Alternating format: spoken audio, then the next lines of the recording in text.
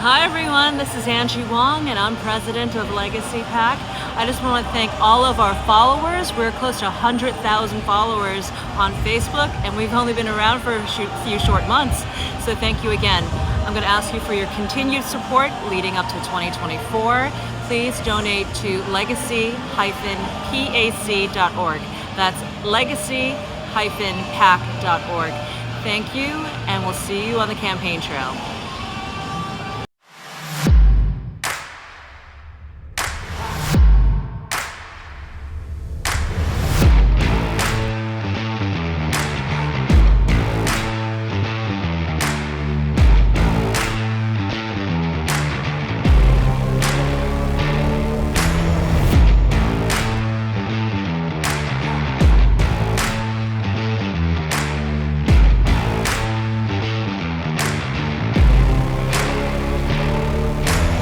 So we know the issues, we know about energy, we know about the border, we know Joe Biden doesn't know what he's doing. We know all that, we get all that, but why do this? Why do this here tonight with Legacy PAC? Because there's a whole lot of people who have the passion to save this country who need help getting off the ground. The purpose of Legacy PAC is to save America. That's our mission. That's what we really want to do because America is worth saving. We support the next generation of conservative leaders. We just want people, good, solid patriots. They're not embedded in like the establishment. I am a political outsider. I am by trade, I'm a cybersecurity engineer. Okay, so this is my first run in politics. We need more conservative Republicans standing up and fighting for the Constitution. We're an America First PAC and we want to promote and help our up-and-coming candidates, and we're going to be holding the line for President Trump. I joined the Army at 17 years old. My first day at my first unit, which was 25th Infantry, was September 10th, 2001. So the next day was 9/11. And I spent about a total of a decade between Iraq and Afghanistan in country. So my country means everything to me. When I realized that if people like myself who don't want to be politicians don't start stepping up and taking these seats, that nothing's going to change, then I said, okay, I'll do it. Who deserves to lead the people of this country more than those who serve this country? So I'm behind every one of them. So let's make sure we get more veterans into power. I'm all for it. Remember why you're involved. We have to make sure people remain humble and not engage in self-glorification. You are here for one reason, and that is to save the country. Period, end of story. And for those candidates who are looking uphill and wondering how, keep your head down, focus on the target, and outwork everybody. And I promise you, you're not gonna lose. You're either gonna win on election night or you change the game on election night. So God bless you guys. Thank you so much, Legacy PAC. Thank you, Legacy PAC.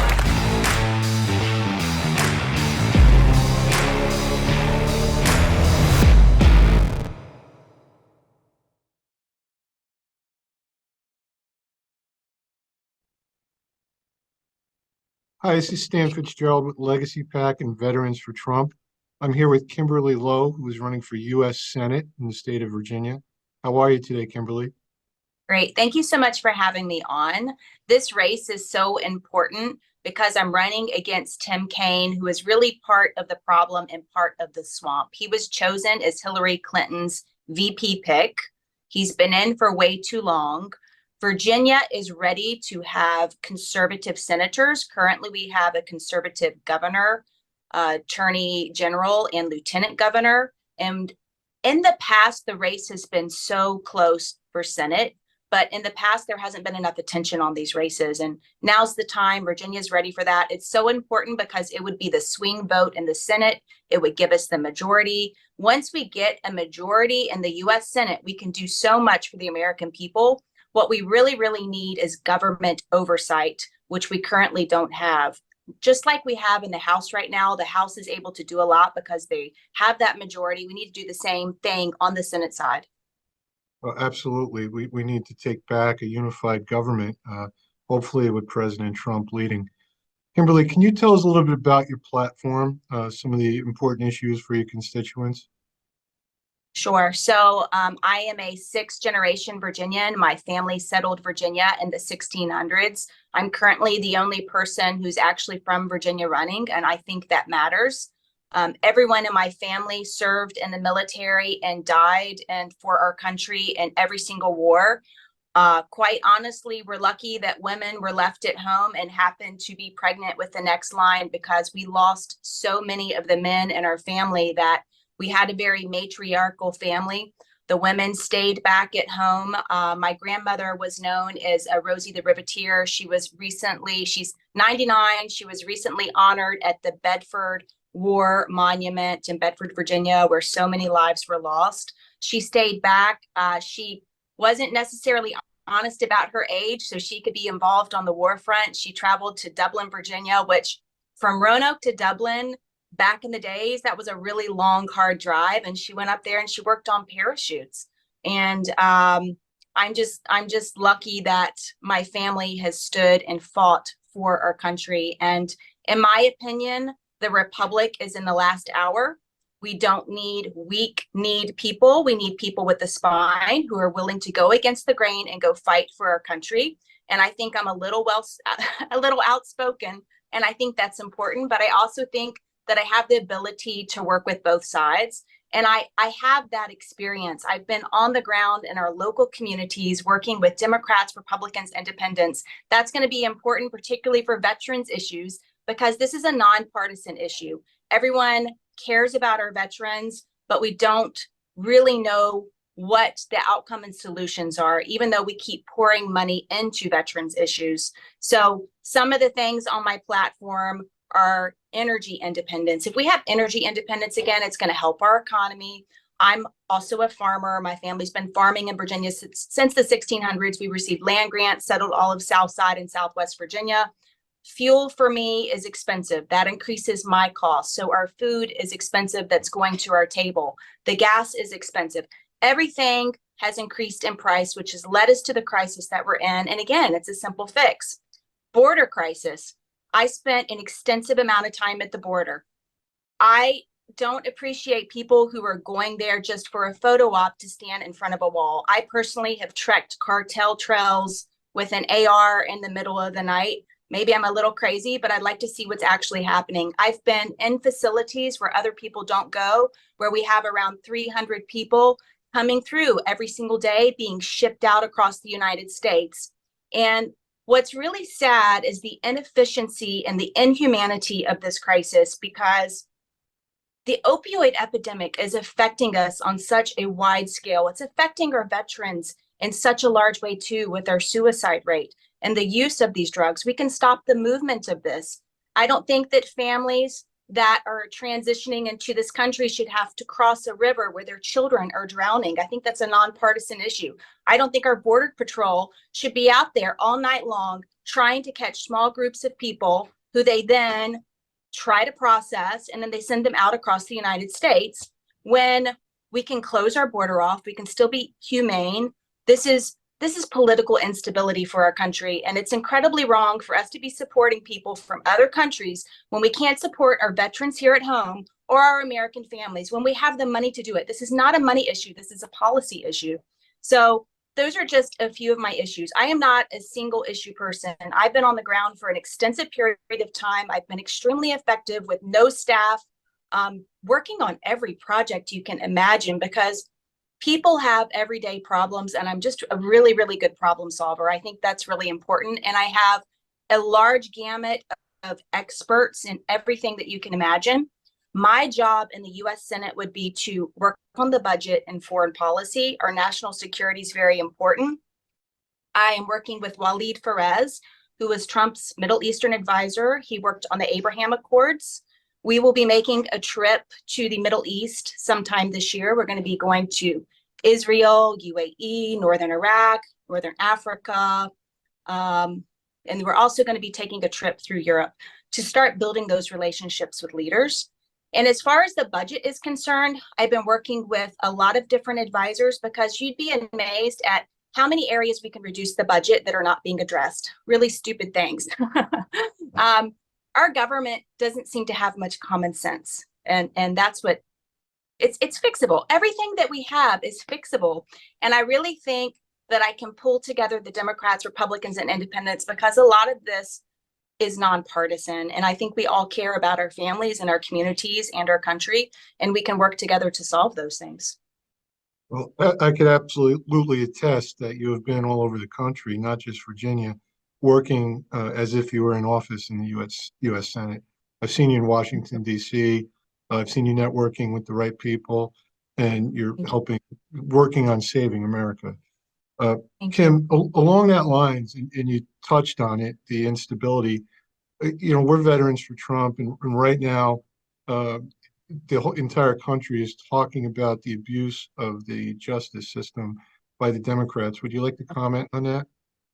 Yeah, correct. So it's absolutely horrible that we have political prisoners, like we were a third world country. The government controls every aspect of our life. They are using the court system to do that. People think that we are in a free country, and I can tell you right now that our courts are not constitutional. Our courts have to be completely changed. They're admiralty, maritime courts, not constitutional courts. They are set up to take your children, to take your assets, to take your home, and to take your life and to take your freedoms. And people don't realize what's happening in our civil court system until you get involved. Quite honestly, the American government is the largest trafficker of children. Since we're talking about what the government is doing in abuses, we lose 1 child per minute to the US government. And this is not talking about our education system where our children are being indoctrinated.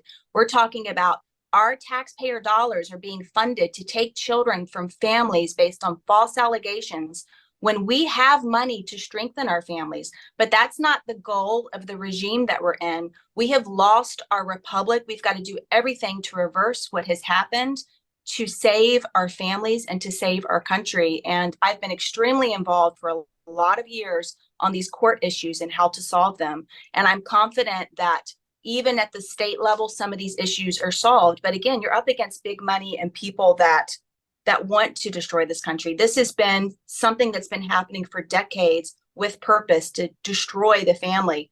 For example, more than 10 years ago, the estimates were that more than 22 million American families had been separated by poor family court practices. Basically, what's happening is that children are being removed from fathers or from mothers. The father has been completely removed out of the equation, and our taxpayer dollars are creating this. What you're creating is trauma. Once you have people under control, under trauma, then you're not going to rise up against your government. It keeps people low. You're holding them down. You end up with the generation that ages out. They've had so much trauma that it leads to a lot of different crime, and it's costing us more money. So the political prisoners, I was there January 6th. I was on the lawn. I was a little worried for a while because I've had the Department of Homeland Security come out. I've had the DOJ involved because they really don't like it when people are speaking out and telling the truth. And, when we were there, there was no insurrection. I would not have been on the Capitol lawn with my children had there been some type of danger. I would have never personally put my children in danger. And I hope the American people start to see what the truth is out there and what's really happening. There's a group of family members here who have their loved ones incarcerated currently. I know that they're meeting often for dinner, and they have a really good support system. And funny enough, I was just having breakfast in Williamsburg, Virginia, and a woman came in and I said, "You look so familiar. I've met you." Well, come to find out, I had met her on the street on January 6th, and I was holding her hand, and my children were behind me. And it was in front of the Capitol, and she was crying. She said, "My son is inside. My son is inside." And I had no idea what had happened. And I held her hand. I said, everything's going to be okay. Everything's going to be okay. So I think the people who are prisoners now will be American heroes. These people have fought for our country. These are veterans. These are people who tried to save the life of a woman who basically was being murdered there and left to die. And the American people need to know the injustices. But again, we have so much government. Talking about Ashley Babbitt. No, the other woman who died on the steps, and forgive me because I don't recall her name immediately, but there was a large group of people who were trying to help her and save her life, and they wouldn't allow them to do that. And a Wow. lot of those people ended up being incarcerated. So obviously the issue is that we have so much government control to indoctrinate the American people. We have false race wars. We have a completely false media narrative, really to pin people against each other. But the reality is, when you're out there on the ground with the American people, there's so much love in people's hearts for one another. And one of the things that has given me the most hope is seeing the number of people on the ground trying to make a difference in this country. There's currently breakfast all over Virginia, and it's a lot of people who are retired, and they are so motivated and they're doing so much. And the level of intelligence in a group of people is phenomenal, and they're really doing a lot. So I have hope. That's what I'm saying. There's a lot to be fixed, but I have hope. Kimberly, you're, as far as being on the ground with the people, I understand you have a trip planned to East Palestine to see what's happening to the people there who have already been forgotten by most of the media and most of the government. So what do you have planned for Palestine? Craig. So I've been to East Palestine. I was there the night that Aaron Brockovich was there, and it was great because the entire town was together. One of the biggest issues that the residents say is that there's a lack of information. It's my understanding that the samples that they originally took did not match later samples of what was on the train, almost like potentially something was added later. And we do know that there is a law that's supposed to come into play soon, which will allow the government to take land that is not, I guess it's been contaminated enough that people can't stay there. So basically they can start to remove people from areas. And the question is why? Do they want to frack this area? We don't really know. We do know that the EPA is giving out different information than what Aaron Brockovich was giving out. We spoke to some of those officials there that night, not with the EPA, but experts, environmental experts that were there with Aaron Brockovich. They stated that the spill is going to spread quicker than what they think. It was going to be maybe a mile per year, but they think it's going to be quicker. They say don't use any of the water there. Do not eat any food when you are there. You're going to see a large number of cancers within the next year. The older population says, what are we going to do? Our animals are dying. My dog is sick. It's my understanding that children are coughing up blood now. I mean, they've lived there their entire lives. They have farms there. They have livestock there. They can't just easily move. Further, one of the individuals has their house for sale, but now they can't sell it. It's on the market. People are really stuck there. One of the ladies I spoke to has horses. I have horses. So I just really felt for her. I said, please just bring your horses to Virginia. I've got enough space. But, people don't want to leave their homes. They're still taking showers in this water. There were so many chemicals, and people need to understand that this water went into the river, went down into the Mississippi River, so it's affecting the East Coast. What was in the air didn't follow the jet stream. It went west of Indiana. It went 1,200 miles north to Canada. It went south of Virginia. We had birds falling out of the sky. This is documented. You can see the poor air quality in a map, which again, traveled into Virginia. So it affects my state. It's affecting way more than my state. And our fish have sores on them from the incident, which is going to affect our fishing industry. So I want to go back up and keep talking to the residents to let them know that we have not forgotten about them. And again, once you get the government involved, you don't know what the truth is. The government has lied to the American people for too long, and we need to stand with the people in East Palestine. And it's really sad that we have a government that cares more about other countries than our own American people. We can't secure our own borders, and we can't help people when disasters like this happen. And it really is affecting a large number of people. Oh, but we're going to be going back up, possibly the first week of April. Well, I'm glad that you are to bring awareness and facts to the public on what's actually happening there. And thank you for supporting our military. Thank you for supporting President Trump on January 6th. and your continued support of the political prisoners. So Do we we very, do we have time to talk about some veterans issues? sure, go ahead. This is, Okay, wait. yeah, we're not on a time limit here. Okay, Please great. I'm cover sorry. what you want to get in for our veteran I don't know community. how to stop. So we know what a big deal the suicide rate is for veterans, but the issue is that despite act after act and despite the amount of money being poured into this issue, the suicide rate remains the same and possibly is increasing. So I have quite a large number of experts I'm working with, and I try to stay up on the bills that are being introduced. One that is about to be introduced, which I want to tell everyone so you can help push it to your representative at your congressional level and Senate level. It's called the Signatory Informed Consent Act. Again, that's called the Signatory Informed Consent Act. We don't know who's going to carry that bill yet. There's interest in carrying it, but it's very simple. Even though doctors are required to tell veterans what the effects of a certain drug is that they're going to take, it doesn't mean that it's in writing. And it's a very, very simple idea that it's on a piece of paper with the information, and they have to sign that to let them know this drug may have consequences of depression or suicidal tendencies. There are around 700 black box medications. Some veterans are taking 10, 20, 30 pills at a time, and there's a lot of issues with interactions.